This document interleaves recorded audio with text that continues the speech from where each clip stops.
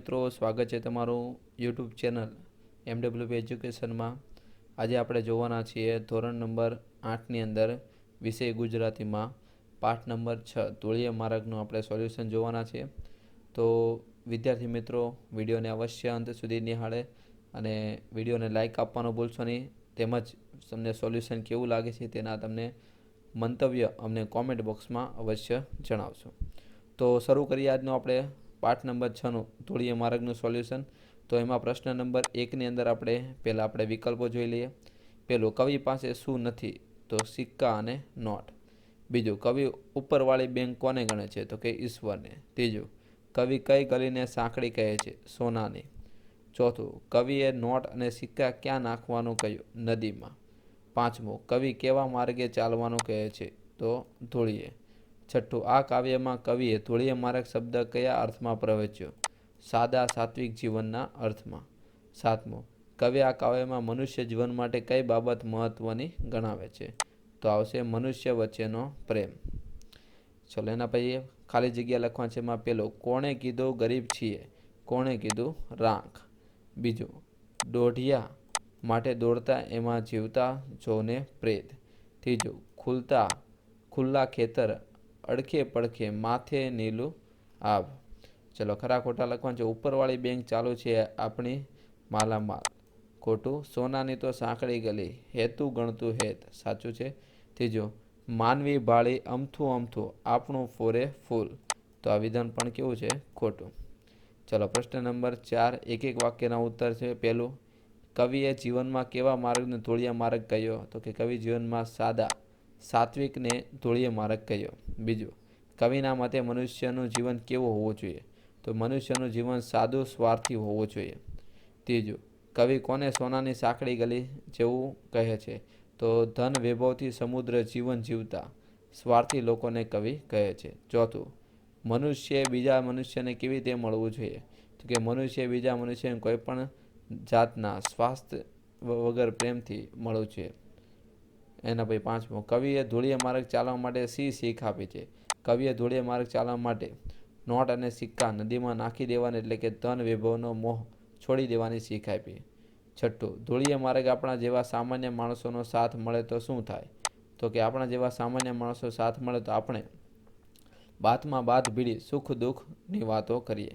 સાતમું, ખુલ્લા ખેતરમાં માથે અને અડખે પડખે શું છે? તો કે ખુલ્લા ખેતરમાં અડખે પડખે એટલે આજુબાજુના વિશાળ ખેતર છે, માથે લીલું આભ એટલે કે તેની ઉપર નીલા રંગનું આકાશ છે। ચલો, એના પછી વર્તમાન સમયમાં મનુષ્યએ શેની પાછળ દોટ મૂકી છે? તો કે વર્તમાન સમયમાં મનુષ્યએ પૈસા પાછળ દોટ મૂકી છે। પ્રશ્ન નંબર 5 જોઈએ, એમાં 2 વાક્યમાં ઉત્તર છે। કવિ પાસે શું નથી એની એમના મન પર શી અસર થાય? તો કવિ પાસે થોડા સિક્કા થોડી નોટો નથી, છતાં એની કવિ પર કોઈમાંથી અસર થતી નથી। પાસે પૈસા ન હોવાથી પોતાનું કાંઈ બગડી ગયું હોય કે પોતાની ખોટ પડી હોય તેવું કવિને લાગતું નથી। ચલો, પ્રશ્ન નંબર 6 છે। ધોળિય માર્ગ એટલે શું? આ માર્ગ ચલાવવા માટે કયા કયા લાભ કવિ ગણાવે છે? તો કે આપણા જેવું સાદું અને સાત્વિક જીવન જીવનાર માણસોનો સાથ મળી જાય તો આપણે પરસ્પર પ્રેમથી એકબીજાને વટી અને પોતાના સુખ દુઃખની વાતો કરીએ છીએ ને આપણે હળવા થઈ જઈએ છીએ। બીજું, ધોળિયા માર્ગની અડખે પડખે ખુલ્લા ખેતરો હોય, ઉપર નીલરંગી આકાશ હોય અને વચમાં નાનકડું એવું ગામ હોય, પ્રકૃતિની ખોળે બે હવાના, આવો લાભ બીજે ક્યાં મળવાનો છે? પ્રશ્ન નંબર 2, તો ઉપરવાળી બેંકની વિશિષ્ટતા શું છે? ઉપરવાળી બેંક એટલે ઈશ્વરની તિજોરી એ ધન સંપત્તિથી સમૃદ્ધ છે, તે આપણે કોઈ ચિંતા કરવાની જરૂર નથી। ઈશ્વર માણસને રોજનું ભોજન રોજ પૂરું પાડે છે, તેથી કાલની ચિંતા આપણે શા માટે કરવી? ચલો, ત્રીજું, જીવન અંગે કવિ કેવો આંક સૂચવે છે? જીવન અંગે દરેક સમજ જુદી જુદી હોય છે। કોઈને ગરીબાઈમાં સંતોષ હોય છે તો કોઈને ધન મેળવવાની લાલસા હોય છે। સાદું અને સાત્વિક જીવન જીવવા માટે કવિ ધોળિયા માર્ગનો આંક સૂચવે છે। ચલો, હવે વ્યાકરણ વિભાગમાં આપણે સોલ્યુશન કરીએ તો સમાનાર્થી છે। માર્ગ એટલે રસ્તો, ખાણું એટલે ભોજન જમણ, રાંક એટલે રંક ગરીબ, હેત એટલે પ્રેમ સ્નેહ, માનવી એટલે મનુષ્ય, સોનું એટલે હેમ, સાથ એટલે સંગાત, ખોટ એટલે નુકસાન, લાભ યાની ફાયદો નફો, ગલી યાની શેર પોળ, આભ એટલે આકાશ, દોઢિયા અને પૈસા।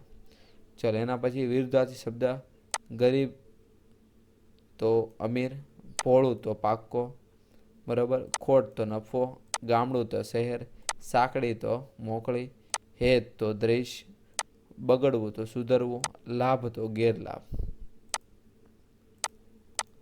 ચલો હવે ધ્વનિ છૂટા પાડવાના છે, બરાબર. તો ધૂળીએ તો ધ વત્તા ઉ વત્તા અળ વત્તા ઈ વત્તા ય વત્તા એ.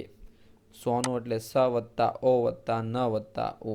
સિક્કા સ વત્તા ઈ વત્તા ક વત્તા અ વત્તા ક વત્તા આ. ગરીબ તો ગ વત્તા અ વત્તા ર વત્તા ઈ વત્તા બ વત્તા અ. ચલો હવે ધ્વનિઓને જોડીને એટલે કે જોડવાના છે અને શબ્દ બનાવવાનો છે. તો પહેલામાં આવશે બેંક, બીજામાં આવે સાંકળી, ત્રીજામાં આવે ખેતર, ચોથામાં આવે ગામડું.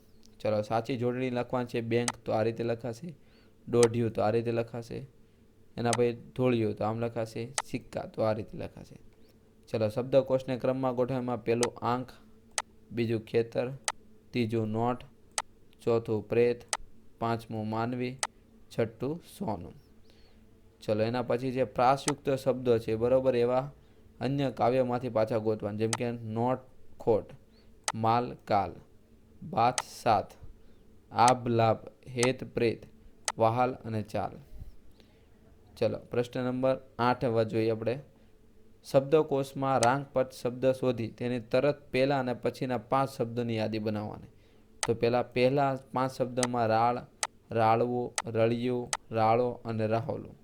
એના પછીના 5 શબ્દ તો કે રીંકું, રાકડું, રંકાઈ, રાંક અને દાવો.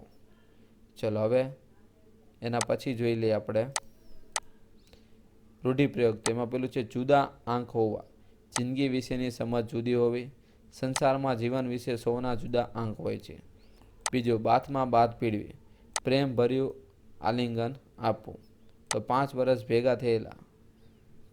ભેગા થયેલા મિત્રોએ બાથમાં બાથ પીડીને એકબીજાને મળ્યા.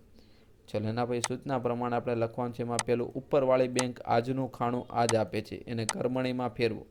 તો ઉપરવાળી બેંક તરફથી આજનું ખાણું આજ અપાય છે. બીજું નોટને સિક્કા નદીમાં નાખ, કર્મણીમાં ફેરવા છે, તારાથી નોટને સિક્કા નદીમાં નખાય છે. ત્રીજું તું ધૂળીએ માર્ગ ચાલ, ભાવે વાક્ય બનાવવાનું છે, તારાથી ધૂળીએ માર્ગે ચલાય છે. તો વિદ્યાર્થી મિત્રો, આ હતું આપણે પાઠ નંબર 6નું સોલ્યુશન. તો હવે નેક્સ્ટ વિડીયો લેક્ચરમાં આપણે જોવાના છે આના પછીના સોલ્યુશન. તેના માટે અમારી યુટ્યુબ ચેનલને સબસ્ક્રાઈબ કરતા રહો, વિડીયોને લાઇક આપો, તમારા ફ્રેન્ડ સર્કલમાં શેર કરો. Thank you. આભાર.